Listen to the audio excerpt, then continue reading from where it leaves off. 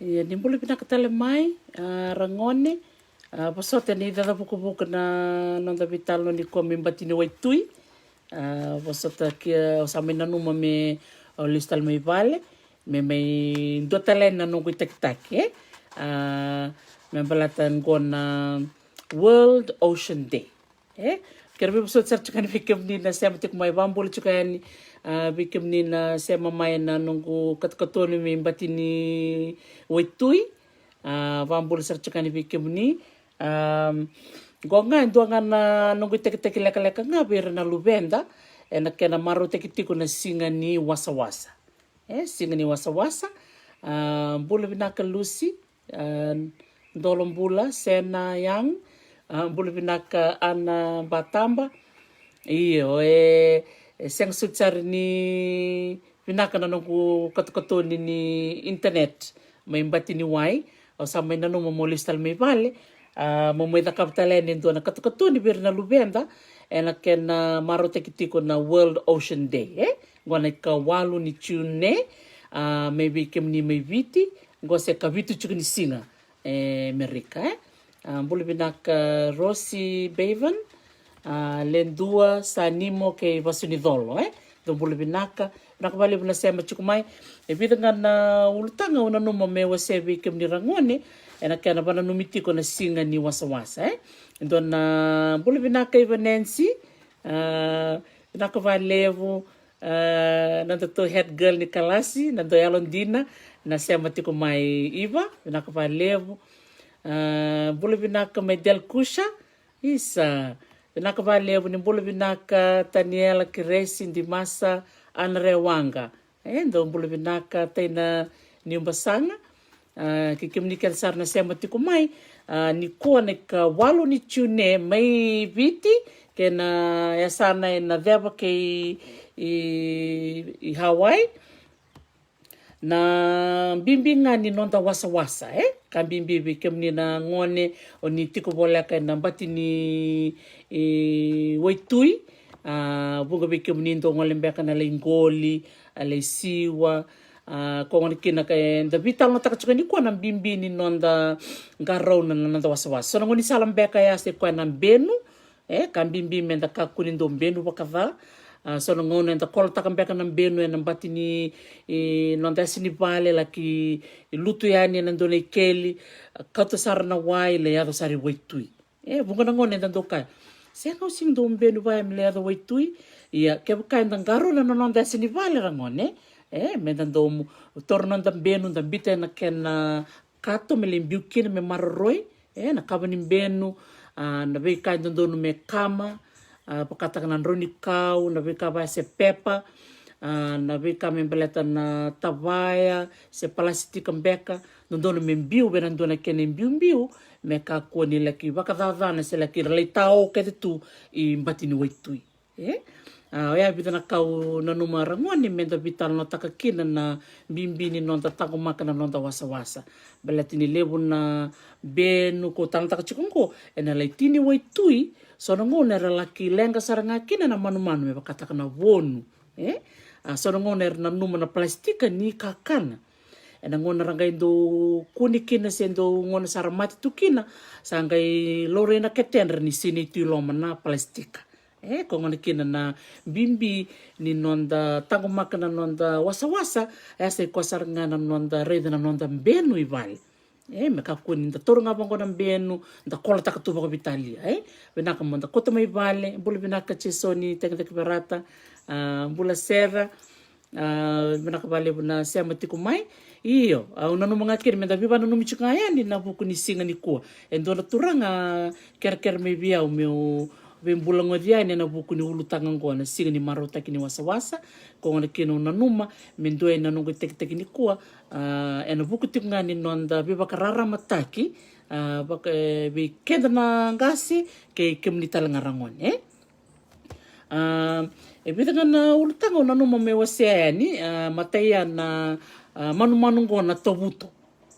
manu-manu na tobuto seka ni madale bita baka bi kemni sa reida na tobuto na matamu nindina sombek sana reda beka sona video sombek sana reda na numuni sombek na na nroini mbeka se so mbeka na kena itamba ni tovuto kongo na kina o nanuma mo se ni na sperm whale ko ndo virto na leoni bubali ni tovuto ko na ngale na ira na batina ko dhaka mikina na nonda tambua ko na tambua ndo baka ngataka melaki kamunanga menda do baka ngataka na nonda songo songo baka viti ko na kina bimbi menda kilana bi manmo ne so manmo ko retue na loma ni waitui na bi manmo bango do kila bina ka tu nonda ngase matei matanga er baka dana na dana na tabuto sora baka tobuto sora kana tabuto ngona whale na tobuto lele ko retue na waitui wasa leuto na kana be matangali chuko na blue whale leuto na kana kongo na sperm whale o ko komiki na nambatina me nonda kamunanga ndombolo binaka Josefati Malcolm Andrews aloha Angela Steiner thank you for stopping by we're just sharing a little story for our children in Fiji on the celebration of World Ocean Day it's the 8th of June over there and we're just talking about the importance of the ocean and how our ancestors used the ocean for building their own indigenous knowledge as well as artifacts, artifacts that are used for our culture and traditions. In this case, the whale, the sperm whale, the jaw, the lower jaw, it has the teeth which the whale's tooth or the tambua is made from. Bulu chukani se mesa bikim domi Kansas binakabale buna se matikumai hiyo kwa ngayo na binakata mo na bamadalatak na nonde se mabira to may tonga o ira may tonga matinisinga ra bakarita ka bikenda na bakaya ngataki ni tambua ena solo bakdindike o zakaba bali chukinike ni na batini tobuto ngai komai se bakaya ngatake viti done chukuna tin kalimanan rau tin kaono kina tin kavitu tin kavitu nan rau done sarchunga na ngona sa dhambe mikina na tonga mera mai bakai tikutuko viti e kani kitiko na ngona makao ni se berni radhambe mai na tonga ndo bakaya ngataka na tambua vewe na kau o ira na nonda ngase tukun talangan do na banindike ngo tono wekanta to mai lau ndo bakaya ngataka na dhava ngo ndo na matangalinga ni bibili ndo bakaya ngataki me bakasaranga bakaya ngataki na kamunanga na tambua vinaka emele George ni sareda na tobuto mai tonga vinaka Charmaine Jefferson bula vinaka yo me kalunga tasara na tika buni ambaki ngo warede ndo na tobuto en esinio ngo I na sano kona dona kana kena rere binaka na nona bakamingito tiko na tamani tobuto lebungo me ngole vake sanga ngole sombira ilo mniwai o tia sanga lako taktal me vake sa totoka ninda saraba na mbuli ni kalo da kalo ngata kino irontangase ni tiko na nonra kila ka na nonra baka ngata sar baka dana bi mono bakango era kila binaka tu na nonra wasa na bi karambulu tukina ia ndo talanga na kau binakata meu aseani au kila na bandindi katalanga ni tambua vai tabikina na nonda ndo ni bandindi katalanga tiko na tambata kata toke o Simone 700 vakaboko ndo nona kani bandindike na buku ni tambua ndo singa na kere ko mena ngai ndo talanga na nona bakamadala na buku ni nona bakandindike membaleta na tambua boleh binaka Lori Kurisuva Vambula Sarchukani Vikim Domi Vancouver, Canada. Nice to see you online. So just celebrating World Ocean Day. So for our children back in Fiji. Dotal na kau bewasia Vikim Nirangone na bakitin ka bitu nan rau kina tin ka wal nan rau ya zakatikin na non ramai kau baka yaw na tabuto. Kongo me bakaya ngataki na uro ni tobuto me wanga kina na vina. Ngo ndone chuko na 1840s to the 1850s tukuni ni vitu nan rau na wanga era lako mai merika mer mai tombokira na tobuto na wasa ni Pasifika. Ngo mer mai kau mer laki baka matei me bakaya ngataki na kena uro me wanga kina na non revina. Ya Doni tika na rota ni walo no dolu na tovuta baka mate. Ndo kaya badir loloma ninta kila ni ramanu go ramanu manoa wele tunga na waitui saranga mi baka yang tak mermai baka buna merau kena weekend na raram. Nangona ya na matin tu Amerika kena banua baka Europe.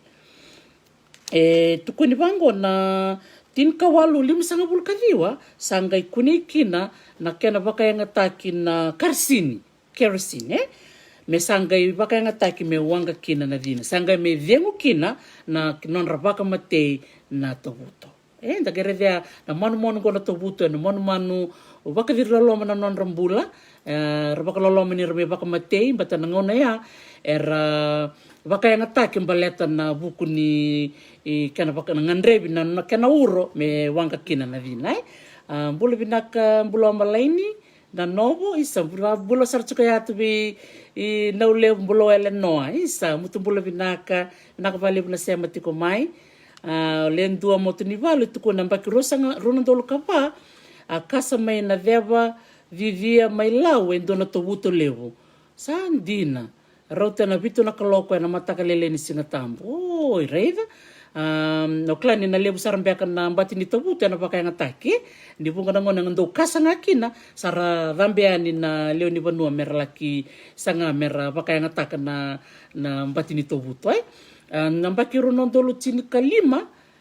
ketoa kote vida na ngoni buli biti na mbara me na mbotini me serua mati taltunga kendo na tamani tobuto baka mera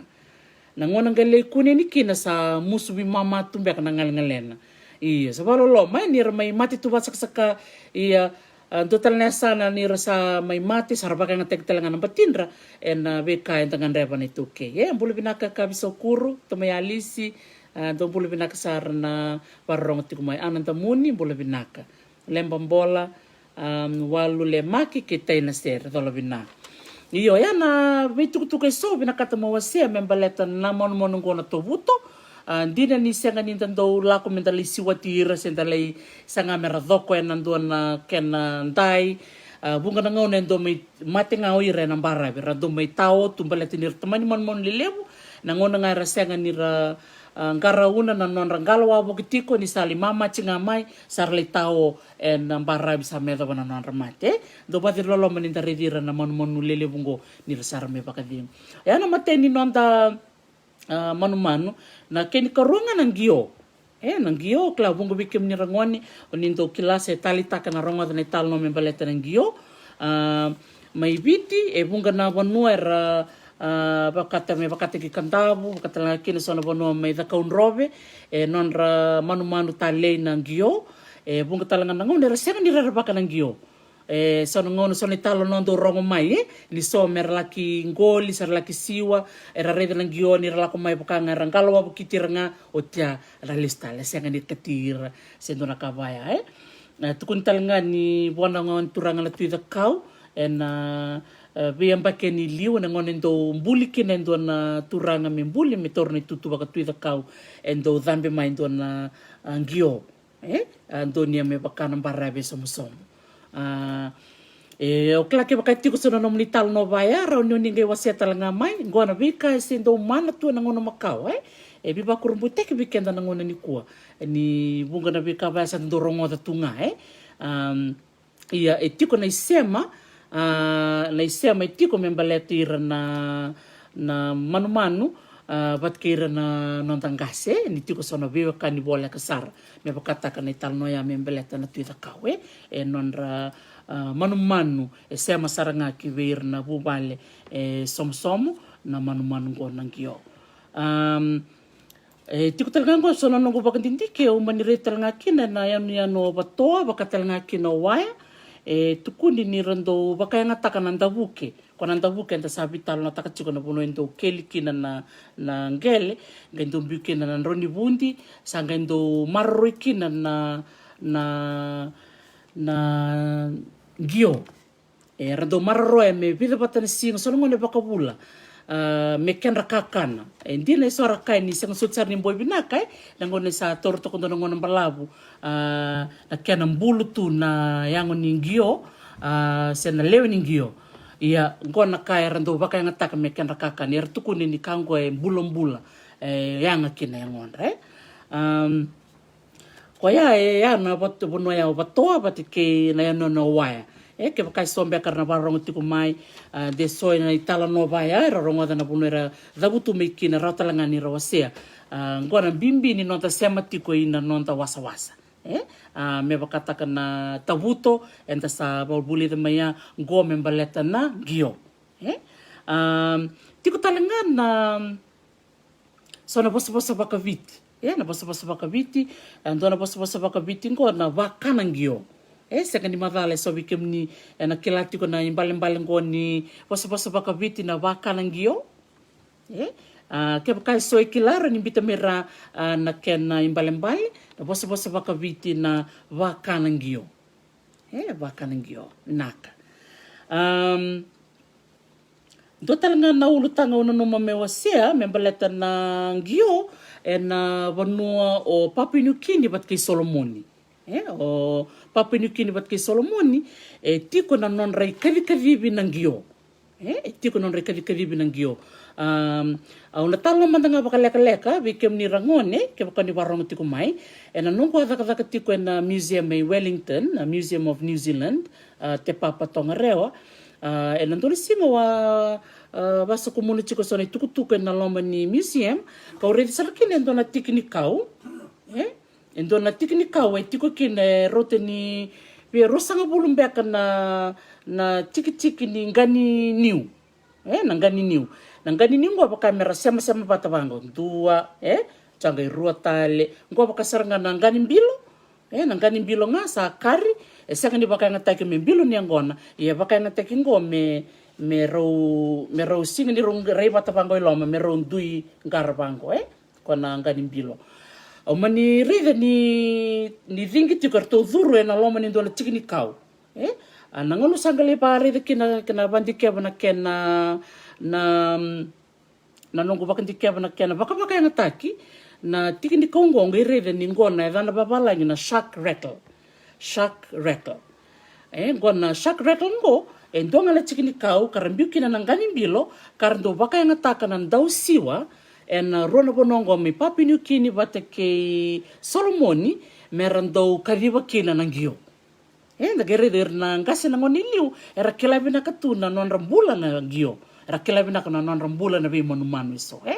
na kanga saranga da ka saranga bonde be non rawanga rage ngoleani na bono era laki tukina na waitui era sangai toran na kona tikini kau ya kora chukina na ngani mbilo saranga imbite na loma ni waitui era mbita ngai wai era sanga yabalata saranga yabalata na ngani mbilo ngo yabalata toko ni rua se tol na miniti soro ni weli na miniti na nonra kilau ira na ngona ra yabalata kina na ngani mbilo na loma ni waitui era rongoda nangio na bunoda bangara chukina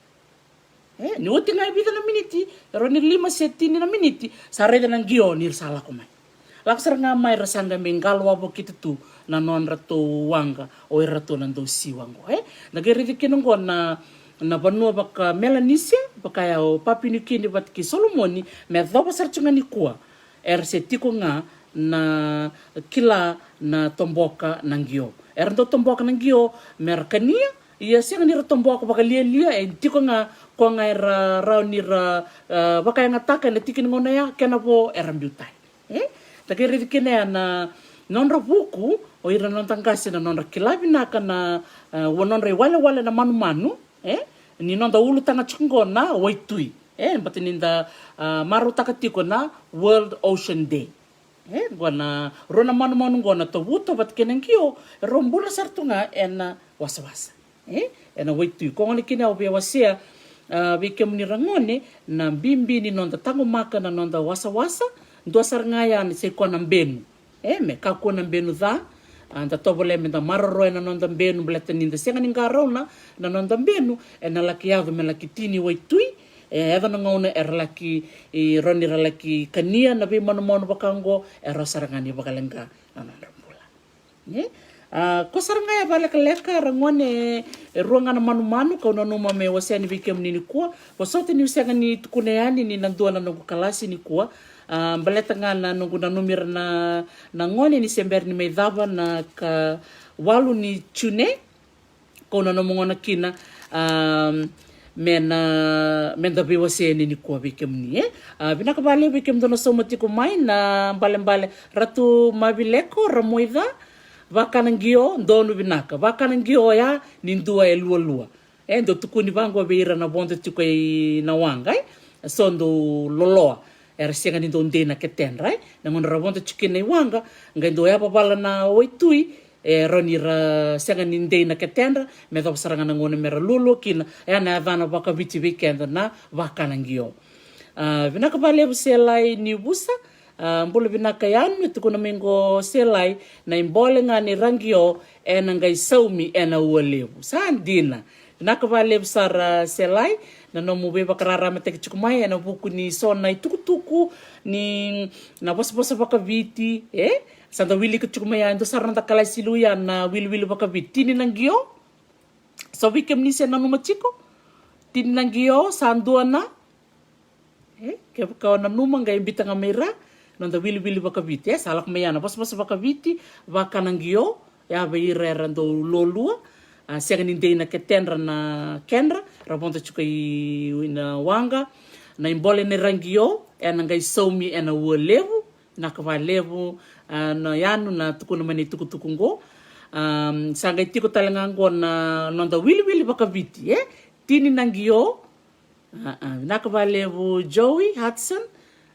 ratu mavileko ramoida tini nangio kabisaukuru sandua na lava dono vinaka si mex ratundandra tini nangio sandua na lava ndagere na ruanga na manu ono numa menda vital na takanikua Teresa ndituturanga vinaka valevu taina sere Winbay Judah V vinaka Ruthi Rasova Nivalu vinaka valevu dono vinaka na wanga atunaisa Mbuna Bounty laisiasa meru watake mere matetini sandina vinaka vale vikem dona samuti kumaina taro di poji ke Josephine Mila vinaka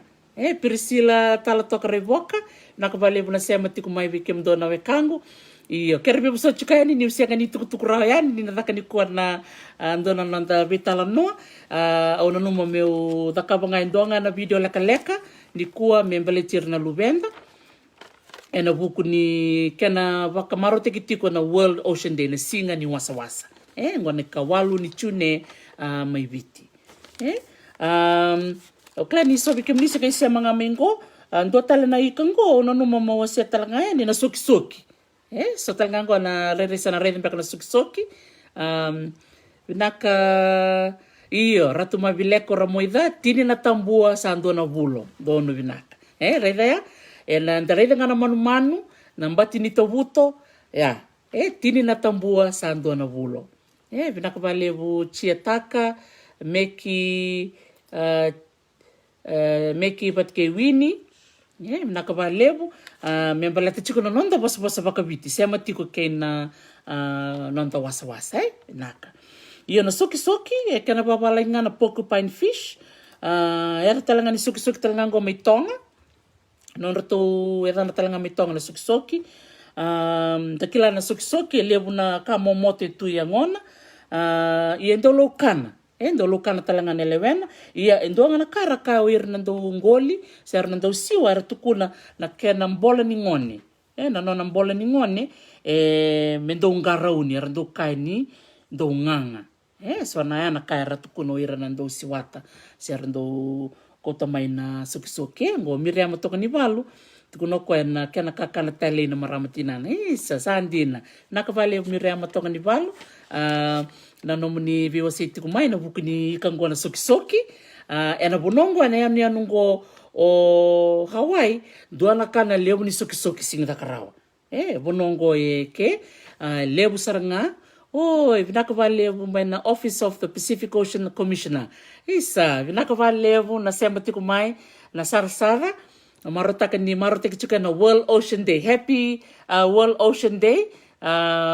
ve merse ni marau vinaka valevu bukatalanga kino George Ron William Pickering ninda may sema vatangoa na vuku ni ulutangangoa ni manumanungoa na tovuto nangio vatikena sokisoki.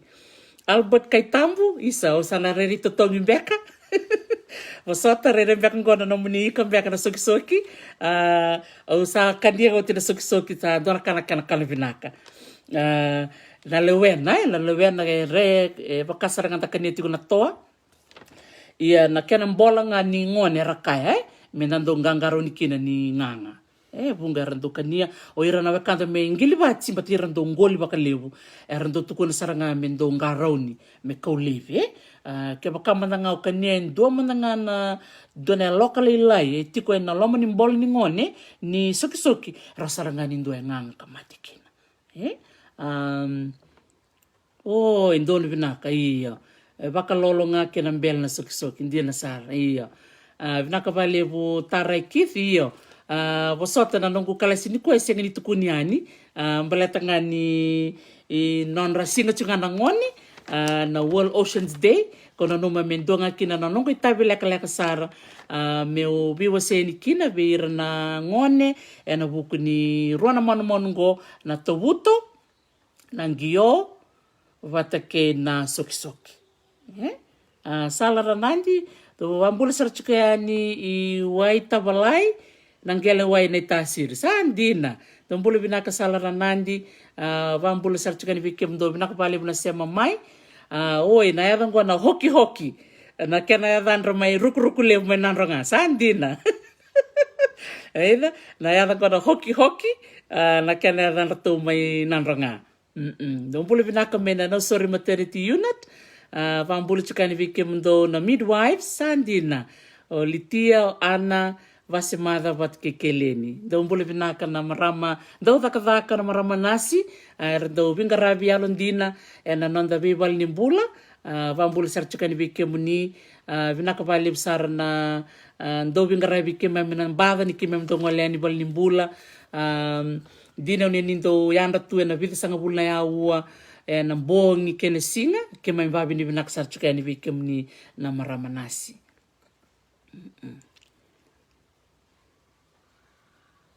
Sandina, oi, sangoli mingo na kerkere.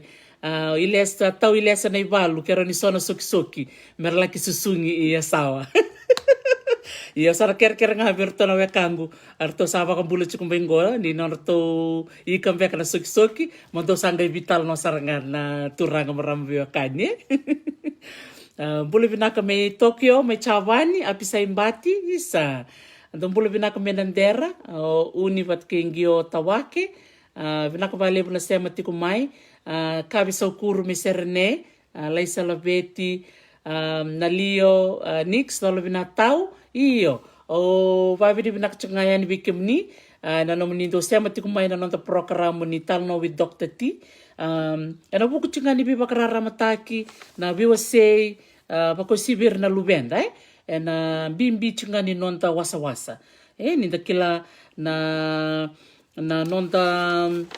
wura o ira na nonta ngasi rasema saranga baboleka na wasa rasema saranga baboleka na nonta vanua del ningele sema talanga na maliolala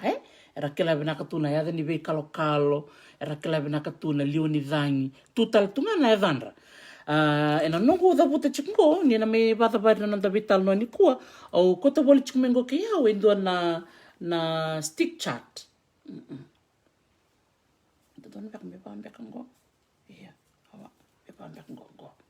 Yeah. Pukidala chicken kango. Kongo na stick chart may na Marshall Islands au na numa menda betal no takamanda ni ko na stick chart ngo na buna utale takakina ni rabaka yang taksarangango menon ramape. O ira na wekanda me na Marshall Islands. Da kila o ira na wekanda me na woli ki ne Pacifica o ira na Micronesia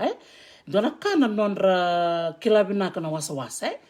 dona turanga kiro taka bata chungana ni to tambana ni anthropology na University Ngoe Hawaii hilo na dano Dr. Joseph Gens o koe leki wuli saranga koe be ira na do soko kira na do ngoli me na yanu me na matintu o na yatu masela gaindona kana viva kurumbu tekini kali kunia kia ko he na nonra kilabi nak na nonra wasa tiko matanga so na turanga era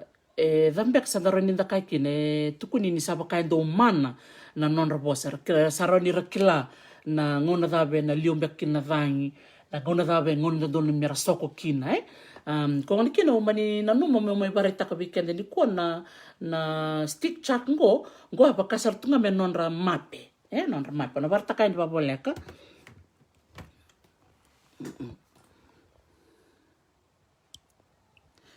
ngo na nonra mape na wekanda me na yatu masela na stick chat ngo daksaranga na mbitu daka ngai na mbitu ana ko kota ba boleka ke kanda reda ba boleka reda ngo ana yadha ni nonra yanu tok saranga benangani bibili ko toka yana yadha ni nonra yanu kongo endo baka ngataka na nongo kalasi na nongo ndo binakata mera bulida na nongo ngani buli na bimbi na kila ka baka banua kila ka baka banua ngo ndare ngo na matangali ua ngo na ua ke baka ndo be ngole mene yanu ngo me soko yani na yanu ngo na baka murio ko na uongo na baka murio ko na uongo melaki ado sarani na yanu ngo yendare ngo na mapi ko ya baka ngataka chungo baka ngatengo na mbitunga na mbitu ndangere ngo ke baka rakila na dakaba na wekanda mene tu masela merage baka ngataka na nonra soko era sarngani na soko mena yani ngo ke no total na yani ngo na ve kwana kana kwa la tikungo ilo mai ko baka mera vila taitongo do ngole ngo ndo tale pambamba mingo ngo na ua ngo na ua era kila benak saranga ira na bono ngole chiki na ua ya meroni kotireni mena ndo ne yanu ke no total na yanu viva kurumbu tekindina ni ndareda na kila kai tubir na nondangasi go na kena mena yanu na yatu masel ndagere kina go na kila kambeka sombeka sarna kambeka ngo sasia kambeka ni kena yanga ni bungo weekend senda baka yang ataka na mape na GPS yengo na nondra GPS na ngono makao katale ni ndareda na nondra kila na kena ngole mena matangali uongo kena ngu ibonongo ya ke bakar sokotal mike merangole mike erna pa muretal mena uongo ko langa ndola ngana kene baritaki ena buku ni nondra kila ka na turanga kena marama mena yatu masela ndagere kene na nonda marutaka chiko na marutaki ni World Oceans Day iyo ya sai kwasar bak nga bala kala kasar dan nongo biwa sendi be kemni rangone au ni taka ni na marutaka na signi ko kero ni vital no taka bat kera no ni ni matabubale na bimbi ni wasa me bakanda vital no taka chumiliu ya na kana bimbi na me kakko na benuva ni bunga na ngona na benu me bakana plastika era leitao I wasa era ndoli kania talanga na bonu na bonu era ndo kania na nomoira ni bakana lumi na ngona rakania kina sangale tao tu ketenra me do saranga na ngona mera salaki tobi mate kina me do saranga na ramate so rangale dola na ketenra sara sini tulo mana plastika ko ngona kina o vekere kemni kina na tumutum ni bukira na ngone na kena bimbi na kena maroroi na benu ba madal tak chumingo lendua moto ni valu bakan din taka koya ena nona soko wastaka endona ngona I majuro etol sandina mena ya tu masela naka valevu lendua na kena nona kila binaka na wekanda mena ya tu masela na bisoko yake na bia niongo era kila binaka na ngona merambimbi ukina era kila na lioni dhangi era nira reda na manu dhabe vukatiko era nira murea na manu se sona ngoni sarantende waitui era roni rareda ngana manu sakilani sa boleka na banua ko ngaya sona kau binakata meu se weekend menda bimbulongo tituko kina sona tuku yanga bango weekend ni tumbu menda se na lubenda se weekend sarangana ngase vaki ni losa tokombeka na ngona na mbati ni tamnoa ndaro ni vital no taka na bimbi ni kena tango makina no wasa Seberanga ni meidava nongu talo ni kono vina katanga mo babi ni vinaka bindana ngone leo ni te levu o Anne Mary Randuba vasu ni rotuma babi ni vinaka bi Anne Marie na nona ndo yalo ndina takatiko koe na te ndongo na mbaravi e Laudhala tiko talanga kina na nona ndo dhaka batikira nona ngone vuli mai na St. Joseph's Secondary School babi ni vinaka bir na ngone vuli ni St. Joseph's Secondary School na nona ndo dhaka batiki Anne Marie na buku ni kena tangomaki na nonda vembarabe so me kuna mbenu dha menda tangomaka na bono enda vai tiko kina ninda kelati ko na ndona ngona na mbenu enda kolotaka na lakitini wetu era ni ralai mate kina na bonu era le kanita langa na tovuto na vei katale so na ngona ralai to mate mekina na ngona ndali kanekina na ikana me mbarta langa kino kenda Koia sona kauna numa me viwa seni kine vale vike muni vinaka vale besar na sema tiko mai babini vinaka talangai na Museum of Te Papa Tongariro na nona bakarita ka tiko mai sona eu Macau ko bakana shark rattle shark rattle au na gaimbita ka ni ndona kena itamba na nonda ibola mata me ndanga rede kina na kena baka yang ataki na ngani mbilo merando ka vive mekina na ngio Resenga dira ngole ni bakayawa merla kisiwata mai nangio e ngole mai na bono eretiko kina. Era tauranga ngani mbilo, era yabalata ngai na lomani wai, kona baka sama bata ya ni shark rattle, sa baka yang ataka chunga na chapani, na kena siwati na tuna. Na nonra baka yang ataka na tanongo na sona ya liba na mona liba mera ni rimbiu iwai na sonar waves. Na sonar waves rambite lo mani wai meranga ngole mai na gio na ngono rachaba ni sarabaka ngata kamera kilana bunu chukina na tuna rabaka ngata ka batsaranga na baka sama batangaya me Solomoni batke papinyo king sako ngaya na nungu tekitaki veke mnini ko ba bini binaka ba levu veke mni ke sara na no muni varorongo mai na sinelevu ni Kongo sinelevu tikuni singa tambu Hawaii naka bale besar no muni sole no muni ngauna au sana baka motel chuka ni vike muni va nini binaka ni vike muni ke sar dan ngai sota chuka na nonda klase ni singa ni mataka ena tin corona kaloko binaka ba levu ni ngai mo